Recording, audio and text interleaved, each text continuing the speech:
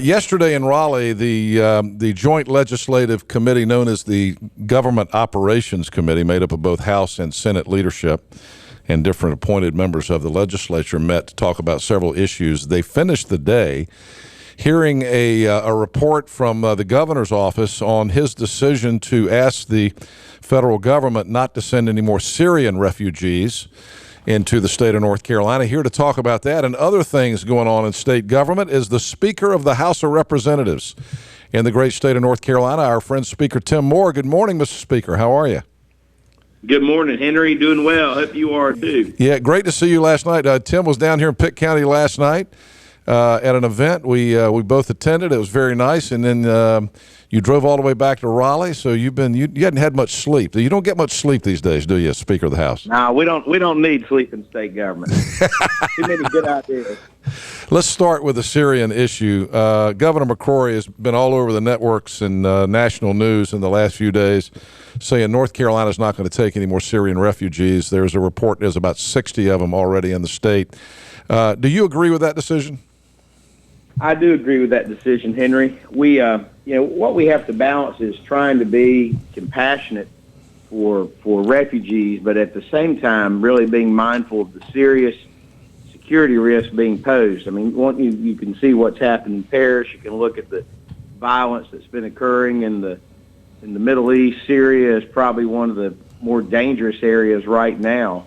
And a lot of the folks, I would say the vast majority of folks leaving the country are people simply trying to get away from war and protect their families. But as has been evident by some arrests, I believe, that were recently made in Louisiana, there are those who are being surreptitious about it, who are coming in under false passports, who are at least questionable as to what their real motives are.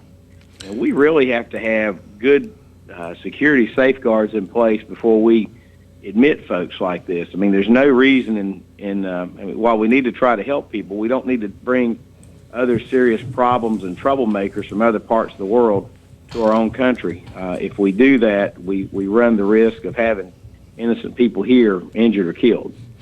You mentioned the Louisiana situation. I think everyone that's watching the situation in Syria and the civil war going on there feels for these honest people, these refugees, men, women, and children that are having to flee their own country, and it's just a tragedy. But there comes a time when you have to look at the facts. And the situation in Louisiana you mentioned, you bring these people into your state just like they did down in Louisiana, and then all of a sudden they have some of them missing. They come in and you get all these assurances from the federal government, we're going to keep up with these people. But then they get here and it's a free country. You really can't stay in contact with them if they want to go out on their own, and then you have to question why are they doing that and worry that they are terrorists. Isn't that correct? That is absolutely right. I mean, and unfortunately, it is so easy for someone to go out and commit the kind of crimes like occurred in Paris, where you have a handful of these, just of evil people. There's no other way to describe it, of evil people who will go out and who will murder innocent civilians trying to make some ludicrous point. And they can do it with homemade bombs or guns or knives or anything else. And one of the best things we can do is to try to keep those folks from getting here. I mean, let's be honest. We have enough problems ourselves with folks who are already here creating problem and creating crime. We don't need to be bringing in any folks who, as their objective would be, to create terror and mayhem. And so the question is, how do you balance that with trying to be compassionate at the same time for those who genuinely are trying to seek refuge from a terrible crisis? And I think we, as those of us in public service, we really have a duty to err on the side of protecting the public, and that would mean until we have very robust and trusted ways to screen and have security, we just don't need to have the folks coming in. Speaker of the House Tim Moore on the telephone with us. Let's talk about some of the other things that were part of this hearing yesterday. The big headline that came out of that government operations meeting yesterday was the questioning of the Secretary of Public Safety here in North Carolina, Frank Perry, a former FBI agent, and the budget director for the state, Budget Director Lee Roberts. I actually watched most of that on my phone or in my office online. And I made a couple of comments this morning before you came on that there's been a lot of concern about these, about pay for play regarding these contracts that have to do with the governor's office decision to, actually it turns out to be not a decision by the governor's office, but the budget director and the public safety folks to move forward with these contracts with this man from Charlotte that has made some comments, allegedly. He is now denying that he made the comments, but made some comments that, you know, I've given a lot of campaign donations. It's time for me to get something back in return. I gave my opinion of how that was handled yesterday. You were in the hearing. You actually conducted the hearing. What's the takeaway for you after that hearing yesterday on this issue? Well, for one, I think the fact that we had a hearing shows the legislature's commitment to ensure that we are serving in a very valuable oversight role in reviewing these kinds of matters. In previous administrations, legislatures, when allegations came up in the media, the General Assembly did not always look into those. And I think something that people can see is that this General Assembly, under Republican control, takes very seriously any allegations, its oversight role, and is always seeking for the truth and making sure that government is operating the way it should. My takeaway from yesterday confirms what I believe, that the governor acted properly. The governor did not do anything wrong. If you read the Charlotte Observer and the News Observer a couple of weeks ago, you'd think the governor did something wrong. But that's, I think, once the facts got out there, and what I believed all along was right, that the governor didn't do anything, that there was no pay for play, if you will. And you have Frank Perry, who is the Secretary of the Department of Public Safety, who is a retired FBI agent, as I understand, and Lee Roberts there, who is the OSBM director. And they're there very candidly laying out how the conversation occurred. Now, any comments that were made by, I understand Mr. Keith denies those comments. The comments, if made, are certainly distasteful and inappropriate. But unless there was some sort of trade made, unless there was a quid pro quo, they were just stupid comments that were made and should never be made.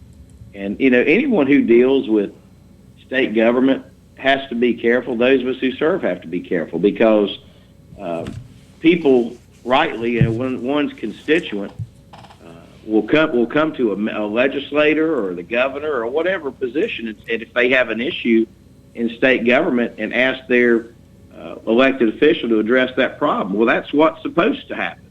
I mean, if the day that legislators or others ignore what the people they represent want, then we've got a real problem. And so then the question is, why does a legislator or why does a government official do what they do in response to that? And I can tell you, I feel very confident from what I heard yesterday that the governor's decisions and actually really what, like you said, really wasn't the governor's decision, that the decisions made were made based on the merits. And although the Mr. Keith may, I don't know if he made those comments. Obviously I wasn't there, but if he made those comments, they were distasteful and they shouldn't be done. And I think that folks have to hold themselves to a high standard on these things, because it's not only doing something wrong, it's the appearance of impropriety people need to avoid. But to sum up, and after yesterday's hearing, I felt very good about the responses that were made, and I felt good that the governor is fine on this, that nothing improper happened, and that just going forward, I guess some folks probably learned a lesson as a result of this, that people shouldn't go around making comments about their campaign contributions or do or say anything that would try to tie something to government action based on that. Being around the political game for a while, and I know you've experienced this as well. You can't avoid that. There's going to be someone. Again, I'm not assuming that Mr. Keith said this. He says he didn't say it now, But there's no doubt there are people who will give a campaign donation and expect something in return. That's been happening since the beginning of time.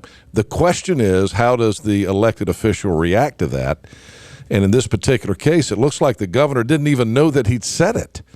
So it would have been hard to react if he didn't know that he'd said it. But even if he had have known that he said it, the governor turned this over to his folks, and they made the decision. And I thought that, you got Frank Perry, who's a decorated FBI agent up there answering these questions, and Lee Roberts, who I think is a rising star in North Carolina government. I think the guy's a brilliant numbers guy. I think they were very credible in their answers yesterday, and you got the feeling that they were, telling the truth. And that's the way that things happen. But, the sad part about this, Mr. Speaker, and you've been a victim of this recently, is what the media is going to do to spin it. Now, the News Observer this morning has a pretty good headline: Public Safety Chief, no concessions for donations. But as we move forward toward an election year next year, all of this stuff becomes fodder for campaigns. And the more it's talked about, the more the people begin to believe where there's something nefarious going on. And we live in a state where we've got a very hostile media environment these days, do we not? You're absolutely right. I've had a very good relationship with the media over the years, but every now and then you'll have something that where it just doesn't work out that way. But I think that just reminds us that we always should be diligent in how we conduct ourselves and how we deal with the media. Yeah. Last question for you. There was one other interesting thing that came out of the hearing yesterday. Our old friend Beverly Reap, who was the superintendent of Pitt County Schools, was on the hot seat there a little bit yesterday with your hearing. In that Forsyth County, as it turns out, the head of the NCAE, Rodney Ellis, apparently got a pretty long leave of absence to go run the North Carolina Association of Educators and still retain his state retirement benefits. That one doesn't seem to, and I'm not sure that Bev Reap is the reason for that, because I think it all started before she got there. And I know Bev from her days here in Pitt County, and she's a terrific educator and terrific administrator in person. But all that started before I think she got to Forsyth County. But that whole thing doesn't quite seem to pass the smell test for me. What's your feeling about that? That was an interesting topic, because we had the topics, frankly, that I had been looking into were the issue with the DPS, and then the Syrian refugee issue, and then the matter with the HHS mergers. And this, I honestly, before the hearing, had not paid very much attention to this whole issue. And this had to do with the Winston-Salem, Forsyth County schools taking a position, doing this, paying this employee who had not taught school for many years and was involved in political activities through the NCAE, and was, I think, actually just going around traveling the state, doing whatever he does, but never teaching class, but I guess receiving pay that whole time as if he was a teacher. And so I really, it's one of those where, as I was hearing the testimony, I was just kind of shocked at what I was hearing. And I'm a parent of two sons who are in the public schools, and I am very sympathetic to the needs of the public schools, the mission of the public schools, and there's always limited resources. And I was thinking that if this were happening back in my home county, as a parent of two kids in the public schools, I would be furious, because I think that every dime of money, as much as possible, shouldn't go to administration, certainly shouldn't go to someone who's not even teaching, not even there. But it should go to classroom teachers, and for the younger grades, teaching assistants who are there on the ground taking care of students. And my impression of the hearing was that the school board chair who was there and the superintendent, who both, I think, did a remarkable job in their testimony and came across to me as very, very candid and very credible, they almost seemed I won't say embarrassed, that's not good, but just, you could tell they were uncomfortable with the situation and made comments that well, this was something that had been there when both of them came to their positions, and something that perhaps they should have reviewed more carefully. And I would expect that the tone that I got is that you may see that school district take a different direction. Mm-hmm. They also had, I believe, 29 of their schools that were not successful, and so so the impression I got from the superintendent was that she genuinely seemed to want to improve those schools. And so I think that those two issues, after kind of having this discussed in the oversight committee, I believe that local school district will try to address those issues. But yeah, really strange situation. Yeah, the public schools are. We could talk about that for 3 days and not get to the issues, but I will say this, that Beverly Reap is a good person and a hardworking administrator, and we were sorry to see her leave Pitt County and take the job in Forsyth County, but it looks like she stepped into a huge mess up there. I think public schools have messes everywhere, but she got her hands full up there. But during her days here in Pitt County, we really enjoyed our relationship with Beverly Reap. So good luck to her on that. One last question for you, and I know you've got to get on with your day. I wanted to mention the fact that you've got a kind of a changing of the guard with the House of Representatives here in Pitt County. Brian Brown, who did a terrific job as the House of Representatives member here from Pitt County, has stepped down to take a job with your old friend Senator Thom Tillis. And the recent appointment of Dr. Greg Murphy will change that dynamic a little bit. I believe that Greg and Brian probably have a lot of the same agendas, but you'll have a new person from Pitt County in the legislature when you reconvene after the first of the year. And I know you've gotten to meet Greg Murphy. Well, what's your impression of him? Very impressed with Dr. Murphy. I had the chance to meet with him and talk with him at length before he was ever appointed or ever even a candidate. And he really has his finger on the pulse of Eastern North Carolina and the issues facing, frankly, our entire state. Of course, he's very much an expert when it comes to health care, and I know he's going to fight hard for access to health care in Eastern North Carolina. He joined Susan Martin, who does an outstanding job representing Pitt and Wilson counties. And the event last night you referenced was an event for John Bell, who is a tremendous legislator as well. We're very fortunate to have a host of strong legislators from Eastern North Carolina. And if you look at the leadership ranks of the House, you'll see those members have serious leadership positions. One thing we talked about last night, and I don't know if you've covered this on your show, was the legislation that changed the way the power agency is done there in the eastern part of the state. It has now resulted in a 40% decrease in the electric rates of those electricity municipalities that previously had all of that debt, had all of that way we took care of that. And I think what it shows is that the legislative delegation from Eastern North Carolina, the members I referenced and others, are really serious about trying to bring more jobs and improve the economy of Eastern North Carolina. And we've mentioned this on your show before. The old debate used to be between West and East. And I think that if you take Hyde County and you look at the issues for Hyde County, they're probably the same as Graham County up in the mountains on the border with Tennessee.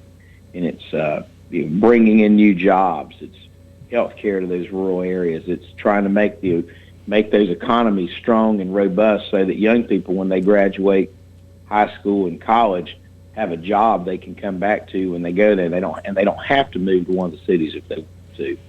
And that really seems to be where I see a lot of the common threads and a lot of the collaboration that's occurred in the General Assembly over the last few years. And you see a lot of those of us from the West and those from the East working hand in hand. But I'm very proud of the delegation you have. I think Representative Murphy, Representative Martin are examples of two real shining stars that we have in the legislature. Speaker of the House, Tim Moore, thank you, Mr. Speaker. It's always a pleasure, and we appreciate your time this morning and all the hard work you're doing for the taxpayers of North Carolina.